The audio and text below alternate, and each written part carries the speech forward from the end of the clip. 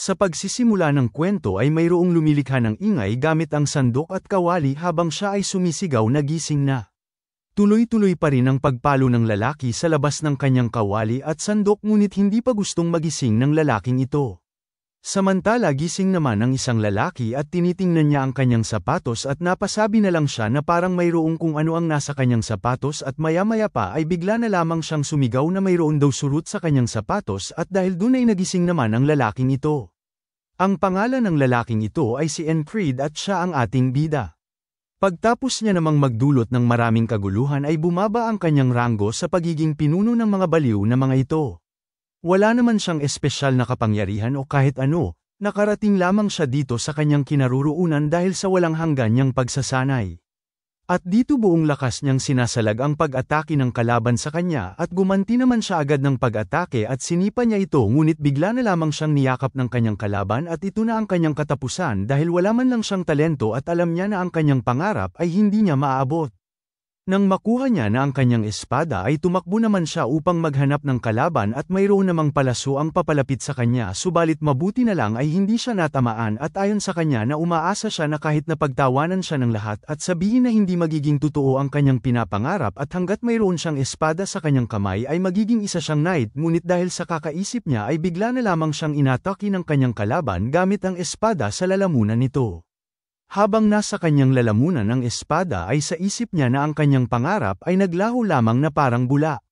Napabuga naman siya ng dugo at napaluhod sa lupa at ayon sa kanya na hindi niya alam na ang kanyang pagkamatay ay kaawa-awa. Bigla namang may umilaw na apoy na kakaiba at bigla siyang damilat at mayroon siyang nakikitang malabo ang mukha at parang nasa isa siyang malawak na espasyo at maya-maya pa ay bigla naman siyang nagising dahil mayroon gumagawa ng ingay ng sandok at kawali na parang pamilyar sa kanya at napatanong sa kanyang isipan na kung isa ba iyong panaginip. Bumangon naman siya kaagad at sinuri niya ang kanyang lalamunan habang ang kanyang kasama naman ay napasabi na mayroong kung ano na nasa kanyang sapatos at pagkabaliktad niya ng kanyang sapatos ay lumabas naman ang isang surut at napamura naman ito na napasigaw dahil sa surut. Labis namang nagulat si Creed at napatanong sa kanyang isipan na kung isa nga ba itong déjà vu. Ganun pa rin ang nangyari sa kanya, sumabak pa rin siya sa digmaan at nagawa siyang matusok ng espada sa ikalawang pagkakataon, at ganun pa rin at natusok pa rin siya ng espada sa ikatlong pagkakataon at hanggang sa ikaapat na pagkakataon. Paulit-ulit lamang siyang namamatay at nabubuhay. Nagising na naman siya muli dahil sa ingay na nililikha ng kawali at sandok at pagkagising niya ay hinawakan niya na naman ang kanyang leeg. Ayon sa kanya na ang espada ng kalaban na tinutusok ang kanyang lalamunan at ang napakasakit na pakiramdam mula sa pagkakatusok ng espada sa kanyang lalamunan at ang kanyang dugo na ibinubuga ay sa araw na ito ay nangyayari ng paulit-ulit. Isang perpektong pagsaksak sa kanya ng kalaban at ang dulo ng espada na nakita niya ng 17 na beses na at ito rin ang kanyang ika-17 na pagkamatay mula sa pagkakatusok ng espada sa kanyang lalamunan at pagbuga niya ng dugo at pagkaramdam niya ng sakit mula sa pagkakatusok ng espada. Ayon sa kanya na kung magaling sana siyang gumamit ng espada na mayroong kaunting effort at kung nagsanay pa siya ng kaunti ay hindi sana siya mamamatay ng ganito. Nahiga na naman siya sa malawak na espasyo at mayroong umiilaw na lampara habang nakahiga siya ay tinatanong siya ng isang tinig na kung talaga nga bang iniisip niya ang bagay na yan. At dito mayroong sumasakay sa bangka na may sagwan na may dalang lampara at habang papatayo si Creed ay iminungkahi naman ng may dalang lampara na subukan niya muling magpakahirap at damahin niya ito at sumuko. Sinabi niya pa ang patungkol sa kawalan ng pag-asa na sa kanyang harapan na parang pader ay hindi niya magagawang matawid. Nakaupo naman si Creed at dahil sa sinabi ng nilalang na may dalang lampara ay nagalit naman siya. Muli na namang bumalik at ganun pa rin ginigising pa rin sila gamit ang sandok at kawali subalit sa pagkakataong ito ay hindi na nagulat si Creed at kaagad naman siyang bumangon at tinanong siya ng mahabang buhok na lalaki na kung bakit ba siya nagising ng maaga ngayon at tinawag niya itong squad commander. Sinabi naman ni Creed na mayroong surut sa kanyang sapatos at tinawag niya itong Rem. Kaagad naman sinilip ni Rem ang kanyang sapatos at nahulog ang surut kaya naman napasigaw na lamang si Rem dahil dun at bigla niya naman itong inapakan. Habang papalabas si Creed dala-dala ang kanyang sandata ay nagtatakang tanong naman sa kanya ni Rem na kung siya ba ang naglagay ng surut sa kanyang sapatos at kung anong uri ba ng katangahan nito. Pinatahimik naman siya ni Enfried at tugon niya na nakita niya kanina na gumapang patungo sa kanyang sapatos ang surot at tinignan niya naman ang surot at ayon sa kanya na ito na ang 18 na beses niyang nakita ang patay na surot na ito. Habang papalabas siya ng kanyang tinutulugan ay napatanong naman siya na kung makikita niya pa ba ulit ang patay na surot ay kung ito rin ba ang kanyang kahihinatnan. Gumagamit na siya ng espada simula noong bata pa siya. Natutunan niya ang paggamit ng espada mula sa retiradong mersenaryo na aksidenteng napunta sa kanilang nayon. Dahil natalo ni Enfried ang retiradong mersenaryo sa kanilang sparring ay napasabi naman ang retiradong mersenaryo kay Ingrid na kahanga-hanga ito at kung ganito na siya kahusay habang bata pa siya ay sa hinaharap ay magiging isa siyang mahusay na knight. Dahil sa narinig ni Enfried mula sa retiradong mersenaryo ay doon na nagsimula ang kanyang pangarap. Ang knight ay kayang makapatay ng libu-libong katao na siya lamang mag-isa at magagawa nito maiba ang daloy ng paglalaban. At ang isang bayani na hindi natatalo. Ang isang knight na kayang tapusin ang digmaan at tinatawag nila itong the Knight of the End. Inaakala naman ni Enfried na siya ang bida sa kanta na Wonder ang Minstrel sang. Mayroon namang umudyok sa kanya na lisanin ang kanilang nayon para maging isang knight. At dito mayroong nag-iinuman at nagtatawanan at napatanong naman ang isang ito na kung nakita ba nila na ang baguhan ay nahulog kanina. Kinumpirma naman ng isa na kung ang isang duwag ba na natatakot sa isang galang aso na pinapangarap na maging isang knight. Napasabi na lang ang isa na hindi siya magiging sapat kahit na maging libreng mersenaryo. Habang si Enfried naman ay nasa sulok lang at nakikinig na pinag-uusapan siya ng mga ito. Habang binabalutan niya ng benda ang kanyang sugat ay ayon sa kanya nalinisan niya ang kanyang sariling nayon at pumasok sa isang grupo ng mga mersenaryo at doon niya nalaman na ang kanyang talento ay hindi espesyal. Ngunit naisip niya naman na masyado pang maaga upang sumuko siya sa isang pagkakamali pa lamang. Kaya naman ang ginawa niya ay nagsanay siya ng nagsanay dahil para sa kanya na ang pagsasanay daw ay hindi siya pagtataksilan. Ayon sa kanya na kung hindi nga siya talentado ay naniniwala naman siya na habang lumilipas ang panahon ay ang kanyang pagpupursige ay magagawa niyang malampasan ang lahat ng hinaharap niya na pagsubok. Dahil sa kanyang walang hanggang pagsasanay ay nagawa niyang makakuha ng karanasan at nagawa niya ring magpalakas at mayroon na rin siyang katatagan upang makilala siya ng mga nasa paligid niya. Sa isip niya na dahil lumalakas siya ay magiging isa siyang knight, subalit ang malakas na pananampalataya niya sa kanyang pangarap ay bigla na lamang nabasag dahil mayroong isang bata sa nayon na kung saan sila namamalagi na inaya siyang makipaglaban at natalo siya nito. Sinabihan pa siya ng bata na napakahina niya naman at tinawag niyang matanda si Enfried. Ang batang ito ay isa lamang 12 na taon na gulang at nagsimula lamang ito na magsanay ng espada sa loob ng 6 na buwan. Ayon sa kanya na isa siyang hangal na nagsanay sa loob ng maraming dekada gamit ang espada at ngayon ay parang hindi niya na magagawang gumamit ng espada dahil sa natalo siya ng 12 na taon na gulang na bata na kakasanay pa lang ng 6 na buwan. Napasabi na lang siya sa kanyang isipan na ang lahat ng kanyang paghihirap ay mapupunta lamang sa wala. At napatanong naman siya na kung wala nga bang paraan upang mas lumakas siya.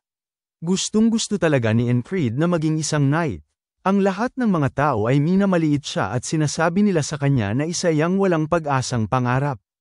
Kaya naman ang kanyang ginawa ay binawasan niya ang oras na kanyang pagkain at pagtulog para lamang magsanay siya ng magsanay. At dahil sa kagustuhan niyang mas lumakas pa upang maging isang knight ay mas maaga siyang gumising para lamang sanayin niya ang paggamit ng kanyang espada sa isang puno. Labis naman siyang nanginginig dahil pagod na siya at labis namang tumatagaktak ang mga pawis sa kanyang mukha at marami na ring sugat-sugat ang mga puno na kanyang pinagsasanayan at ayon sa kanya na kahit hindi siya magiging isang knight ay inaasahan niya naman na kahit man lang ay maging isa siyang mahusay na sundalo at kahit na pagod na siya ay nagawa niya pa rin maitaas ang kanyang espada at bigla niyang inatake ang puno ng buo niyang lakas at napasigaw naman siya ng napakalakas. Makalipas ang 3 taon ay ito na ang kasalukuyan taon na kung nasaan siya ngayon.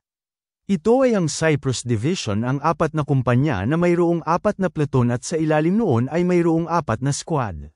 Si Enfried ay naging isang squad commander ng tinatawag na second-rate squad at ito ang pinaka-the best na posisyon ang kaya niyang makuha pagkatapos ng walang humpay na pagsasanay, ngunit ayon sa kanya na mas maganda ang maging isang regular na sundalo ng kaharian kumpara sa mga manlalakbay na mga mersenaryo lamang.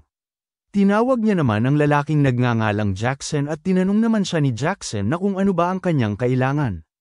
Inutusan naman siya ni Enfried na gawin niya ang kanyang gawain ngayong araw para sa kanya. Tinignan naman siya ng matalim ni Jackson at habang papatayo siya ay sinabi niya naman na bayaran niya siya sa susunod. Habang lumalakad palayo si Jackson ay napasabi na lang si Rem na para itong isang mabangis na bastardong pusa dahil daw masama ang titig nito sa kanya. Wala namang naging tugon si Enfried at tinawag niya si Rem at tinanong naman siya ni Rem na kung mayroon rin ba siyang iuutos sa kanya. Sinabi niya naman kay Rem na gusto niyang matutunan ulit ang tinatawag na Heart of the Beast. Natigilan naman si Rem dahil nagtataka siya at kinumpirme niya naman na nang nakaraan ay sumusuko na siya sa pagsubok na matutunan ito at tinanong niya naman na kung sa tingin niya ba ay gagana na ngayon yan. Ang paglalaban sa pagitan ng Naulilia at Aspen ay nagsimula na ulit at sa paglalaban na ito ay namatay siya at muli na naman siyang nabuhay at paulit-ulit lamang na nangyayari yun kahit pa natutunan niya na ang Heart of the Beast mula kay Rem sa bawat pagkabuhay niya ay hindi niya pa rin magawang titigan ang dulo ng espada na tumusok sa kanyang leeg. At dito nagtipon-tipon ang mga mandirigma at ngayong araw ay natitiyak naman ni Enfried na ito na ang ika-21 na beses siyang sasabak sa digmaan. Habang naglalaban sila ay sa isip naman ni Enfried na nasa ulo niya na ang sitwasyon na ito dahil sa paulit-ulit niya na pagkamatay at nagawa niyang iwasan ang sibat na nanggaling sa kanyang likuran at ang sunod naman ay ang pag-atake na mula sa kanyang kalaban sa kanyang likuran at nasalag niya naman ito gamit ang kanyang kalasag at mayroon naman siyang tinignan at tiningnan niya ang kanyang kasamahan at ayon sa kanya na mamamatay ito. Mayroon namang palaso na nasa likuran ng kanyang kasamahan kaya naman ang ginawa ni Enfried dahil nasa ulo niya na ang mga pangyayari ay sinalag niya ang palaso na patungo sa kanyang kasamahan.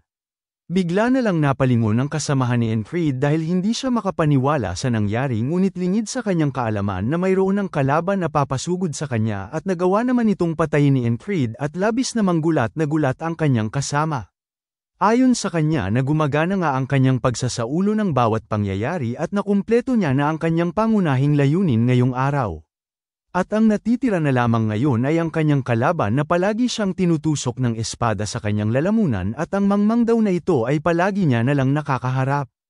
Habang papalapit ito sa kanya ay ang tao daw na ito ay ang sumaksak sa kanyang lalamunan at pinatay siya ng ika-20 na beses. Agad naman siyang naghanda at kaagad namang sumugod ang kanyang kalaban at ayon sa kanya na sa ngayon ay magagawa niya ng makaligtas. Naalala niya naman ang itinuro ni Rem sa kanya, at sinabi ni Rem na dahil ipinipikit niya ang kanyang mata sa mga napakadelikadong sitwasyon ay ito ang kanilang sasanin. Hinigpitan naman ni Rem ang kanyang pagkakahawak sa kanyang sandata at kaagad niya namang inatake si Enfried at habang papalapit sa kanya ang sandata ni Rem ay napapikit naman siya at sinabi ni Rem sa kanya na kung gagawin niya ito sa kalagitnaan ng paglalaban ay natitiyak niya naman na mamamatay siya kaagad. Iminungkahi naman ni Rem sa kanya na kailangan niyang maging matapang at huwag siyang madaling mababalisa o mabibigla at maging isa siyang bastardo na walang alam patungkol sa kamatayan at dapat maging isa siyang halimaw kaya iyon ang tinatawag na the Heart of the Beast. At bumalik naman ang eksena at dito habang papasugod na sa kanya ang kanyang kalaban ay nakita niya na naman ang dulo ng espada nito. Pumasok naman sa kanyang isipan ang sinabi ni Rem na maging isa siyang halimaw na walang alam patungkol sa kamatayan at napatanong naman siya sa kanyang isipan na kung natatakot ba siyang mamatay. Bigla niya naman napagtanto na hindi siya natatakot sa kamatayan dahil ang kamatayan ay ginagawa siya nitong mas maging malakas at bigla niya namang iniwasan ang espada na papalapit sa kanyang lalamunan at habang umiiwas siya ay labis naman ang kabog ng kanyang dibdib.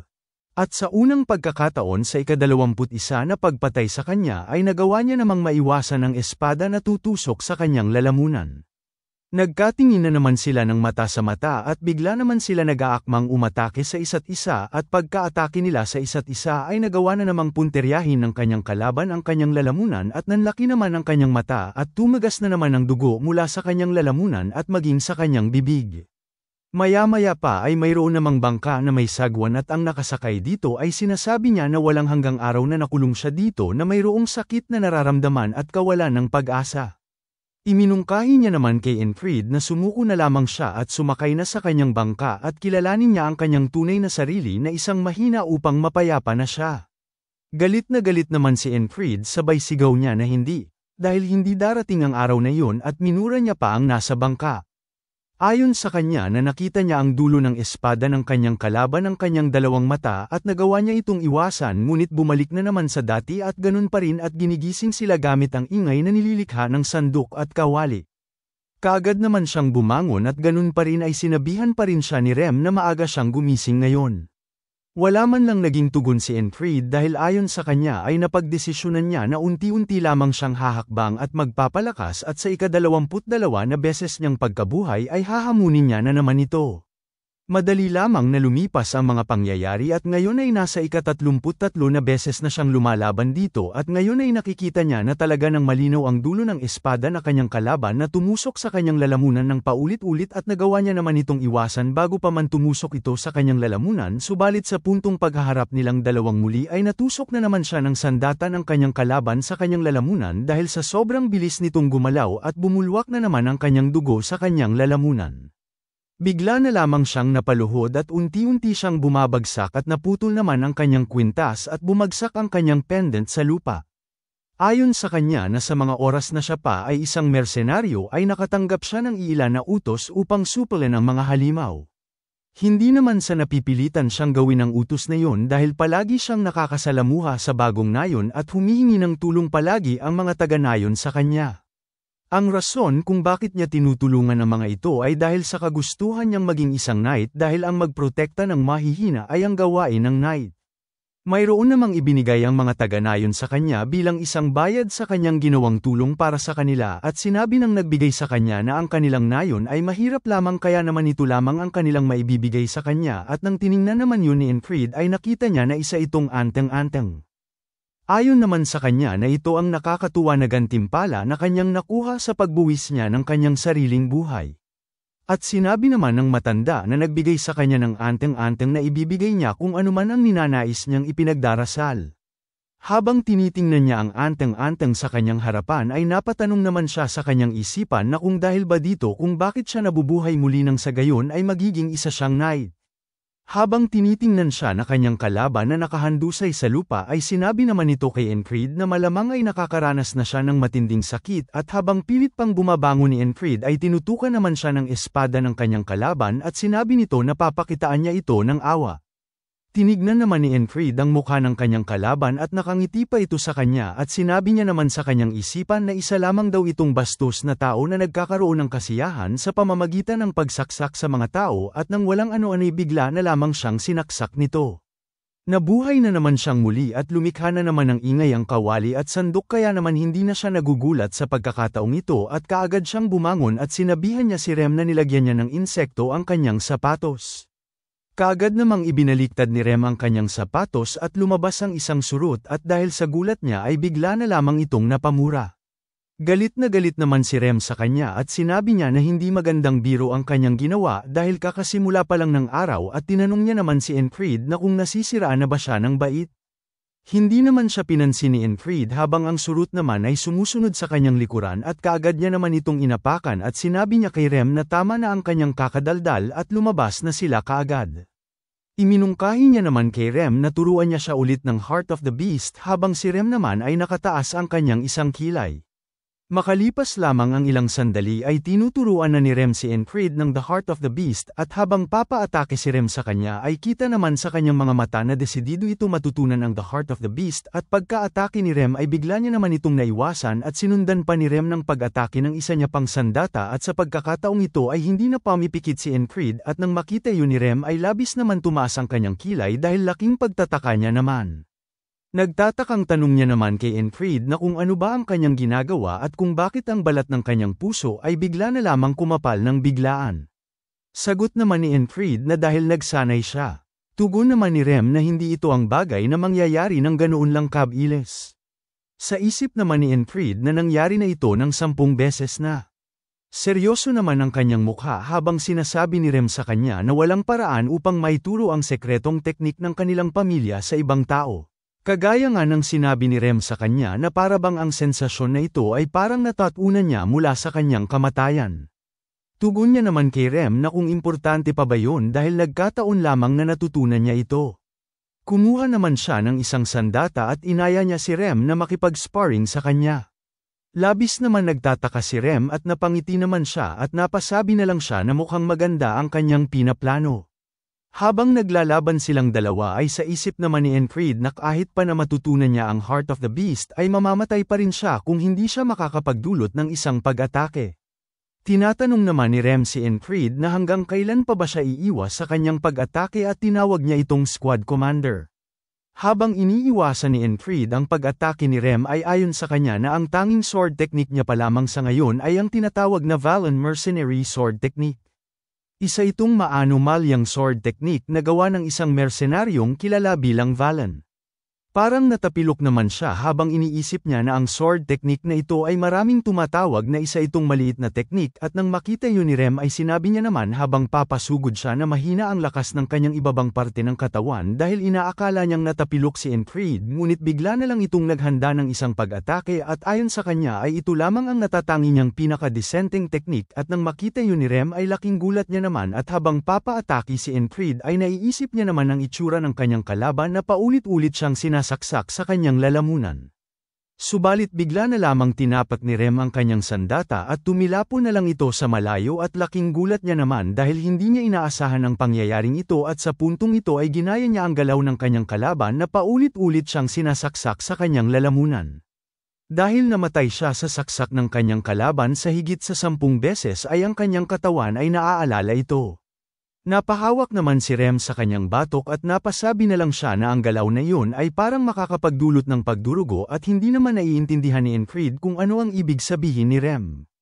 Ipinaliwanag naman ni Rem na sa lahat ng kanyang ipinakitang galaw sa kanya ngayon ay ang pag-atake na iyon ang pinakadisente at tinuruan niya naman ito na ganito dapat na mayroong kaunting impact at dapat ang kanyang mga kamay ay mayroong pagdurugo. Sinabi niya naman na ganun dapat subalit parang punong-puno siya ng pagdududa sa kanyang sarili dahil ang pag-atake daw na yun ay hindi dapat mabigo. Tinanong naman siya ni Enfried na kung ano ang susunod na kanyang gagawin kapag nagawang mas alag ang kanyang pag-atake. Sinabi naman ni Rem na huwag niyang sabihin na hindi niya masasalag yun bagkus ay ang kanyang sabihin ay papatayin niya ito ngayon at ang ibig sabihin lamang nun ay matitiyak niya na hindi niya magagawang mapahina ang pagkapit niya sa kanyang sandata. Tiningnan naman ni Enfried ang kanyang kamay at sa isip niya na kahit mahina ang pagkakapaliwanag ni Rem sa kanya ay naiintindihan niya naman kung ano ang nais na iparating nito sa kanya. Naalala niya naman ang kanilang paglalaban ng kanyang kalaban at ayon sa kanya na ang pagkakaiba daw ng pagsaksak nila ng kanilang sandata, siya daw ay walang tiwala sa kanyang espada. At naaalala niya na naman ang sinabi ng kanyang kalaban bago siya tuluyang patayin ay bibigyan niya daw ito na kaunting awa. Napagdesisyonan niya naman na lalagyan niya ng intensyong pagpatay ang kanyang pagsaksak.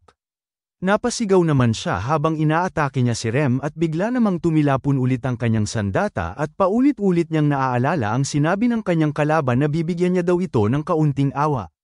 Habang nagsasanay silang dalawa ni Rem ay mabilis namang lumilipas ang oras at nakakasagupa niya ang kanyang kalaban na tumusok sa kanyang lalamunan at napagdesisyonan niya na mas lalakihan niya ang kanyang hakbang simula ngayon. At ngayon ay ika-111 na beses na siyang tinutusok sa lalamunan ng kanyang kalaban at paulit-ulit lamang siyang pinapatay nito at umabot na nga sa 123 na beses ang kanyang pagkamatay at sa wakas ngayon ay ika-124 na araw at dito napasigaw naman siya habang inaatake niya si Rem ngunit sa pagkakataong ito ay hindi na nagawang matanggal ni Rem ang espada ni Enfried sa mga kamay nito. Habang si Enfried naman ay pawis na determinadong manalo. Tinanong naman siya ni Enfried na kung nababaliw na ba siya. At dito mayroon na ngang dugo mula sa kamay ni Enfried at tumatagas na nga ang kanyang dugo patunay lang na mahigpit ang pagkakapit niya sa kanyang espada. Nagtatakang tanong naman sa kanya ni Rem na kung bakit ba siya natatawa habang ang kanyang mga kamay ay dumurugo. Kaya masayang-masaya si Enfried dahil na-master niya na ang pagsaksak ng bastardo niyang kalaban. Pagsapit ng kanilang paglalaban ay habang umaatake siya patungo sa kanyang kalaban ay napagdesisyonan niya naman na mas bibilisan niya pa ang kanyang pag-atake na mayroong purong intensyong pumatay at habang tinitingnan niya ang kanyang kalaban ay bigla naman siyang umatake subalit nagawa naman itong iwasan ng kanyang kalaban at natusok na naman siya sa kanyang leeg. At ayon sa kanya ang kauna-unahan niyang subok ng kanyang pagsaksak ay hindi gumana at napagdesisyonan niya naman na hindi siya kukurap at hindi niya bibitawan ang kanyang espada. Bumagsak naman siya sa lupa at napahiga at kaagad siyang inapakan sa dibdib ng kanyang kalaban at nakangiti nitong sinabi sa kanya na parang nahihirapan na siya at bigla naman siyang naghanda ng isang pag-atake at sinabi niya na ito ang tinatawag na awa.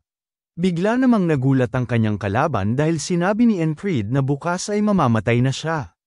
Ngumiti naman ang kanyang kalaban sabay saksak niya sa dibdib nito at sinabi niya na wala nang bukas para sa patay. Umilo na naman ang kanyang kwintas. Muli na naman siyang nagising sa kaparehong eksena at sa pagkakataong ito ay inapakan niya ang surut na nasa sapatos ni Rem. At habang sinusuot niya ang kanyang espada sa kanyang tagiliran ay sinabi niya naman kay Rem na nakita niyang pumasok ang surut sa kanyang sapatos habang si Rem naman ay gulat na gulat sa kanyang nakikita. Kaagad niya namang pinasalamatan si Enfried at nang marinig yun ni Enfried ay sinabi niya naman na kung nagpapasalamat talaga siya ay siya na ang gumawa ng kanyang gawain na pagbabantay. Nagtatakang tanong naman ni Rem sa kanyang sarili na kung bakit ba siya inuutusan ng casual ng kanilang squad commander. Ito na ang ika-125 na araw na kanyang pagkamatay at muling pagkabuhay. Tinawag naman ni Enfried ang pulang buhok na ito na malaking mata at tinanong naman siya ng malaking mata na kung ano ba ang kanyang kailangan. Sinabi naman ni Enfried sa kanya na bigyan niya siya ng shin armor, kalasag at isang punyal at babayaran niya na lang ito mamaya. Habang papalayo si Enfried ay sinabi naman ng malaking mata na pinagkakatiwalaan niya siya dahil siya ang kanilang pinuno dahil hindi siya karaniwang tumatanggap ng pabor mula sa kung sino lang at tinanong niya naman si Enfried na kung alam niya naman ba ang patungkol doon. Hanggang ngayon ay nagtataka pa rin si Rem kung bakit ba ganito na lamang makautos ang kanilang squad commander. Nagsalita naman si Jackson na dahil palagi niyang ibinibigay ang kanyang gawain sa kanya at tinawag niya pang maluwag na bastardo si Rem. Tinanong naman siya ni Rem na kung ano ba ang kanyang sinabi at kung gusto niya bang matikman ang kanyang palakol. Mayroon namang nagdadasal at sinabi niya na hinihiling niya ang kanyang kaligtasan at ang pagpapala ay nasa kanya habang ang isang lalaki naman na nasa likuran ni Rem ay humihikab. Habang si Rem naman ay napapasabi na lang sa kanyang isipan na kakaiba ang mga ikinikilos ng kanilang squad commander dahil hindi daw siya karaniwang ganito kabangis. Nagsasanay naman siya sa puno at ayon sa kanya ay nakakaranas siya ng matinding sakit sa bawat pagkamatay niya. Napatanong naman siya sa kanyang isipan na paano kung hindi siya manalo ng 1,000 beses sa kanyang kalaban na paulit-ulit siyang sinasaksak sa lalamunan at paano kung makahanap siya ng paraan upang makatakas at makaligtas at nagtataka naman siya na kung gising ba siya bukas o sa kaparehong araw na ito. Ayon sa kanya na mas malakas na daw siya ngayon kumpara dati. Napatanong naman siya sa kanyang isipan na kung magiging kontento na ba siya dito. Napagtanto niya naman na wala sa kanyang pagpipilian yan dahil kinakailangan niyang malampasan ang malaking pader sa kanyang harapan at yun ang kanyang kalaban na paulit-ulit siyang tinutusok sa kanyang leeg at napagdesisyonan niya na kailangan niyang matutunan kung paano sumaksak dahil hindi niya aabandonahin ang pagpapala na ibinigay sa kanya. Sinuot niya na ang kanyang mga armor na hiniling kanina sa malaking mata at handa na siya sa paglalaban at napagdesisyonan niya na kailangan niyang magpatuloy. Dito sumapit na ang dapit hapon at inihipan na nila ang kani-kanilang trumpeta at nagsitipo naman ang bawat kasapi ng kanilang pangkat. Makalipas ang ilang oras ay naglalaban na sila at habang nasa kalagitnaan siya ng paglalaban ay sa isip niya na siya ang taong walang skills subalit nagagawa niya namang makaligtas sa paglalaban dahil sa tatlong bagay ang una ay ang paghahanda at ang ikalawa ay ang swerte at ang ikatlo ay ang pagiging kalmado. Habang naglalaban sila ay naaalala niya naman na sa ika-46 na araw ay ang kaliwang balikat niya ay nawasak gamit ang sandatang may tinik. At sa ika-47 na araw ay gumulong siya upang maiwasan ang may tinik na sandata subalit sa araw na iyon ay dinurog naman ang kanyang ulo ng iba. Ginagamit niya ang kanyang karanasan sa kanyang paglalaban ngayon at nagagawa niya namang mas alag ang pag-atake ng may tinik na sandata sa kanya. At sa ika-71 na araw ay ang isang sundalo ay nasa kanyang paanan upang putulin ang kanyang paa kaya naman wala siyang magagawa sa kanyang kalaban na palaging sumasaksak sa kanyang lalamunan ngunit sa araw na ito ay mayroon ng armor ang kanyang binti at nagawa niya namang patayin ang umatake sa kanyang binti gamit ang kanyang kalasag. Sa ika-89 na araw ay ang kanyang ulo ay nahati dahil may nagtapo ng palakol patungo sa kanya at ayon sa kanya na kung hahayaan niyang mabuhay ang nagtapo ng palakol ay mangingialam ito sa paglalaban nila ng kanyang kalaban na palagi siyang sinasaksak sa lalamunan kaya naman habang iniiwasan niya ang palakol na papatama sa kanyang ulo ay napagdesisyonan niya naman na hindi niya nabubuhayin ang nagtapo ng palakol patungo sa kanya. Ayon sa kanya na nagsanay rin siya ng paghahagis ng sandata habang siya ay namamatay palagi kaya naman hindi naman ito mahirap para sa kanya. Pagtapos niyang maitapon ng kanyang sandata ay si Vel ay saktong nasa likuran niya at ganun pa rin inatake pa rin siya ng isang palaso na galing sa tinatawag na The Claw of the Hawk at ayon sa kanya habang sinasalag niya ang palaso ay wala siyang oras upang patayin niya ang gumagamit ng pana. Mayroon namang lumitaw sa likuran ni Vel at kaagad naman itong pinatay ni Enfried at ngayon na ang oras upang harapin niya ang pader. Ang pader na kanyang itinuturing ay ang kanyang kalaban na paulit-ulit siyang sinasaksak sa lalamunan. Pagkaharap nilang dalawa ay nagsisugod naman silang dalawa at napisalag naman si Enfried mula sa pag-atake ng kanyang kalaban sa kanya. Dahil sa lakas na kanyang kalaban ay nabasag naman ang kanyang kalasag kaya naman iniwan niya ito at sabay sugod niya habang iniisip niya na wala siyang tsansang manalo sa pamamagitan lamang ng pag-iwas at pagkalapit niya sa kanyang kalaban ay sinalag niya naman ang sandata nito gamit ang kanyang sandata at sa isip niya na isa lamang karaniwang sundalo ang kanyang kalaban subalit napakalakas nito na para bang nasa antas na ito ng isang pagiging prodigy. Sa isip naman ng kanyang kalaban na parang papaatake ito sa kanya kanina subalit ngayon ay sinasalag niya ang pag-atake niya sa kanya. Bigla namang inatake ni Enfried ang kanyang kalaban gamit ang kanyang ulo at ayon sa kanya na ang Valen Mercenary Sword Technique sa marami nitong pagpipilian ay napaka-epektibo laban sa kanyang kalaban. Kumuha naman siya ng lupa gamit ang kanyang paa at bigla niya itong itinapon sa mukha ng kanyang kalaban at pagtapos noon ay nag-aakma naman siyang aatakihin ang kanyang kalaban habang siya ay sumisigaw. Nakita naman siya ng kanyang kalaban na papaatake sa kanya kaya naman bigla rin itong umatake gamit ang kanyang sandata ngunit nagawa namang iwasan nito ni Enfried at ganun pa rin ang nangyari nakatalikod sila sa isa't isa at unti-unti naman silang lumilingon sa isa't isa at habang papaatake sila sa isa't isa ay sa isip naman ni Enfried na alam niya ang lahat patungkol sa pagsaksak sa kanya na kanyang kalaban dahil nagawa na siyang saksakin ito ng napakaraming beses kaya naman mayroon na siyang naisip na paraan at nang papalapit na ang kanyang espada sa espada ng kalaban ay mas nilakasan niya pa ang pagkakahawak niya sa kanyang sandata gamit ang kanyang dalawang kamay at nagawa niya namang mabasag ang espada ng kanyang kalaban habang sa kabilang banda naman ay naghahanda ang tinatawag na Claw of the Hawk at bigla niya ang binitawan ang kanyang palaso habang ang kalaban ni Enfried ay nabitawan na nito ang sarili niyang sandata at naghahanda ng atakihin ni Enfried ang kanyang kalaban na itinuturing niyang pader at sa isip niya na siya na ang mananalo. Ngunit lingid sa kanyang kaalaman ay mayroon na namang isang palaso ang papatama sa kanya at may bigla namang lumitaw na umiikot na parang palakol at nagawa nitong mailihis ang palaso na patungo kay Enfried. At dito inatake na ni Enfried ang kanyang kalaban at sinaksak niya ito kaya naman tumagas ang dugo nito. Ang may gawa sa paglihis ng palaso na para sana kay Enfried ay si Rem at sumigaw naman siya na galit na papatayin niya ang bastardong Claw of the Hawk na yun. Sabi naman ni Jackson sa kanya na masyado nang huli at iminungkahi niya naman na huwag niya nang sayangin ang kanyang enerhiya. Bumalik naman ang eksena sa ating bida at dito sinaksak niya rin ang lalamunan ng kanyang kalaban na paulit-ulit siyang pinapatay. Bumubulwak naman ang dugo sa leeg ng kanyang kalaban habang ang iba ay abalang-abala naman sa kani-kanilang mga kalaban. Napaluhod naman sa lupa ang kalaban ni Enfried habang ang nasa paligid nila ay mayroong sumisigaw na parang sabik na sabik sa paglalaban habang si Enfried naman ay hingal na hingal dahil sa paglalaban at tiningnan niya naman ang kanyang kalaban at agad naman siyang naghanda na papatayin niya na ang kanyang kalaban at habang papaatake siya ay sinabi niya naman na ito ang tinatawag na awa at nang walang ano-ano bigla niya na lamang inatake ang kanyang kalaban at naputol ang leeg nito at tumilapon ang kanyang ulo paitaas at habang nagaganap yun ay ngumingiti naman si Enfried. Sa isip niya naman nasa wakas ay nagawa niya ng mawasak ang pader na nasa kanyang harapan ngunit may bigla namang umatake mula sa kanyang likuran at kaagad naman siyang bumagsak at ang may gawa nun ay ang nilalang na ito. Napasigaw na lamang si Enfried dahil sa pinsala na kanyang natamo. Nagulat naman si Jackson dahil sumigaw si Rem na tila ba ay nagmamadali itong puntahan si Enfried dahil ang kanilang kalaban ay isang malaking katawan na palaka. Habang nasa lupa si Enfried ay tinitingnan naman siya ng palaka na tao at sinabi naman ng palaka na tao na naglaan siya ng maraming oras dito upang palakasin lamang ang isang ito at tiningnan niya naman ang walang ulo na katawan sabay sabi niya pa na hindi siya makapaniwala na nagawa lamang siyang talunin ng isang katulad ng taong yun. Tinignan naman ni Enfried ang umatake sa kanya habang nanggagalaiti siya sa sakit at papaatake na sa kanya ang palakang tao sabay sabi pa nito na mamatay na siya subalit mayroon namang pamilyar na palakol ang patungo sa taong palaka at dito nagawang mas alag ni Rem ang pag-atake ng taong palaka kay Enfried.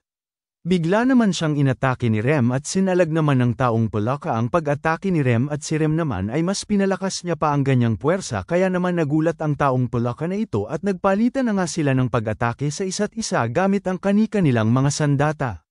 Sa kabilang banda naman ay sumisigaw ang isang ito na may hawak na sibat na nag-aakmang aatakihin si Enfried subalit bigla na lamang dumating si Jackson at kaagad niyang pinutol ang ulo nito. Sa kabilang banda naman ay napaatras si Rem at maging ang taong Polaka at nagkatitigan sila ng mata sa mata. Sinabi pa ni Rem na kung gusto niyang putulin ang ulo ng kanilang squad commander ay kinakailangan niya muna ng kanyang permiso. Nagtatakang tanong naman ang taong Polaka na kung talaga nga bang squad commander nila ang lampang nilalang na yun at hindi siya.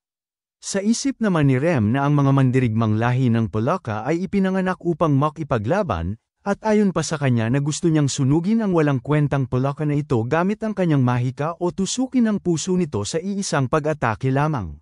Sa isip naman ng mandirigmang Polaka na ito na kung bakit ba nandito ang kagaya niya sa isang walang kwentang battlefield na ito. Ayon sa kanya habang tinitingnan si Rem na upang mapatay niya ang isang ito ay kinakailangan niyang isugal ang kanyang buhay ngunit naisip niya naman na ang paglalaban na ito ay walang halaga kaya naman bigla siyang tumalikod at tinignan niya si Rem at bigla naman itong umalis. Hindi naman siya sinundan ni Rem at napasabi na lang ito sa mandirigmang Polaka na duwag ito. Sa kabilang eksena naman ay tuloy-tuloy pa rin ang paglalaban ni Jackson sa mga kalaban at maging si Rem ay walang pahinga rin sa pakikipaglaban. At dito mayroong isang kalaban ang papa-atake kay Jackson ngunit nagawa naman itong atakihin ng kasama ni Jackson. Nakikipagpalitan na nga sila ng pag-atake sa isa't isa at dahil mas malakas ang pangkat ni Enfried ay marami na silang napapatay. Bigla namang nagsitigil na sumugod ang mga kalaban sa kanila habang si Enfried naman ay parang wala ng malay. At maya-maya pa ay bigla na lamang sumigaw ang kanilang kalaban na umatras na sila at dito tuluyan nang pumikit si Enfried habang ang mga kalaban ay dali-dali nang tumatakbo dahil umatras na sila. May bigla namang pamatak na tubig at nagising siya sa isang espasyo at narinig niya na naman ang pamilyar na tinig at sinabi nito na nagawa niya lang makaligtas sa isang araw subalit yun lamang yun. Nandito na naman ang nagbabangka na may dalang lampara at sinabi nito dahil hindi niya magawang makatagal sa tinatawag na pader na palaging lumalabas sa kanyang daan. Dagdag pa nito na ang kanyang kapalaran ay maging isang taong walang pag-asa at sisuko na lamang. Unti-unti namang bumabangon si Enfried at tumayo naman siya at sinabi niya na para sa kanya na umiiral nga ang pader upang malampasan. Ngumiti naman ang nilalang na ito at sinabi niya na maghihintay lamang siya ng sabik na sa puntong ang kanyang mga mata ay babalutan ng kasakiman at ambisyon at tuluyan ito mawalan ng liwanag. Bigla namang nagising ang ating bida na mayroon ng maraming benda sa katawan ay maging sa kanyang mukha at sinuri niya naman ang paligid at mayroon namang nagsalita na ang lugar na ito ay ang tinatawag na infirmary tent o tent ng pagamutan.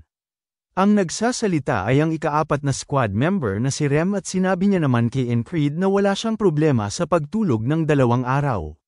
Bigla namang bumangon si Enfried at parang masakit pa ang kanyang katawan at sinabi ni Rem sa kanya na kung naaalala niya pa ba na sinagip niya siya mula sa walang kwentang mandirigmang Polaka. Labis namang nagtataka si Enfried dahil sa sinabi ni Rem sa kanya. Nakaramdam naman siya ng pananakit ng kanyang dibdib dahil sa kanyang paggalaw at napatanong sa kanyang isipan na kung talaga nga bang mayroong Polaka noong huli. Sinabi pa ni Rem na ang kanyang buto daw ay hindi naman nabali at sinabi nila na ang kanyang ulo daw ay natama ng husto. Tinanong niya naman si Enfried na kung naaalala niya pa ba siya na siyang best friend forever niya. Pagkarinig ni Enfried ay sinabi niya naman na wala siyang binanggit na magkaibigan silang dalawa at tinawag niyang noble hunter si Rem at bigla namang tinakpan ni Rem ang bibig ni Enfried dahil sa itinawag niya sa kanya. Habang hinahawakan niya ang bunganga ni Enfried ay sinuri niya naman ang paligid at sinigurado niya na walang nakarinig ng sinabi ni Enfried patungkol sa tinawag nito sa kanya. Tinapak naman ni Enfried ang kamay ni Rem at sinabi naman ni Rem na dahil isa yung sikreto ng taong wala namang magawa sa kanya at hindi ibig sabihin nun ay ipagsasabi niya na. Tinanong naman siya ni Enfried na kung siya ba ang taong walang magawa sa kanya o ang kanyang best friend at pinapili siya nito kung alin sa dalawa. Nagawa namang makaligtas ni Enfried sa panibagong araw na ito. Ang taong ito ay isang miyembro ng ika-4 na squad na si Chris. Tinawag niya naman si Enfried at sinabi niya na bayaran niya siya ng 3 beses at tinanong niya ito na kung alam niya ba ang kanyang ginastos para lamang makarating siya rito. Nagtatakang tanong niya naman sa kanyang isipan na kung bakit ang kagaya niyang karaniwang sundalo ay may iwan sa pagamutan na ito. Nagtatakang sinabi niya naman kay Chris na hindi niya siya makita sa paglalaban at tinanong ito na kung nasaan ba siya palagi. Wala namang naging tugon si Chris at maya-maya pa ay bigla na lang itong ngumiti habang kumikinang ang kanyang mukha at sinabi niya na bibigyan niya ito ng espesyal na deskwento para lamang sa kanya at ang kanyang babayaran lamang ay hindi na triple kundi double na lang. Sumapit ang dapit hapon at pumunta ang isa ring miyembro ng ika-4 na squad na si Jackson sa tent ng pagamutan at tinanong siya ni Enfried na kung ano ba ang kanyang kailangan at kung mayroon siyang kailangan sa kanya ay magsalita na siya kaagad. Hindi naman nagsalita si Jackson at may bigla siyang itinapon na isang bagay patungo kay Enfried at bigla naman siyang tumalikod at sinabi niya na 2 beses sa isang araw umaga at gabi ang kanyang paglalagay at iminungkahi niya naman na huwag na siyang magtanong kung saan niya nakuha ang bagay na yan. Binuksan naman ni Enfried ang bagay na itinapon ni Jackson sa kanya at alam niya naman kung ano ito at ito ay ang ointment na ginagamit ni Jackson. At napatanong naman siya sa kanyang isipan na hindi ba't hindi nito gusto ibahagi ang kanyang personal na gamit.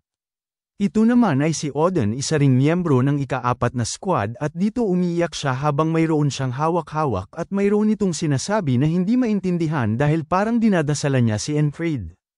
Kita naman sa mukha ni Enfried na sanay na siya sa isang ito at sinabi niya naman na umalis na lang siya dahil hindi pa siya patay.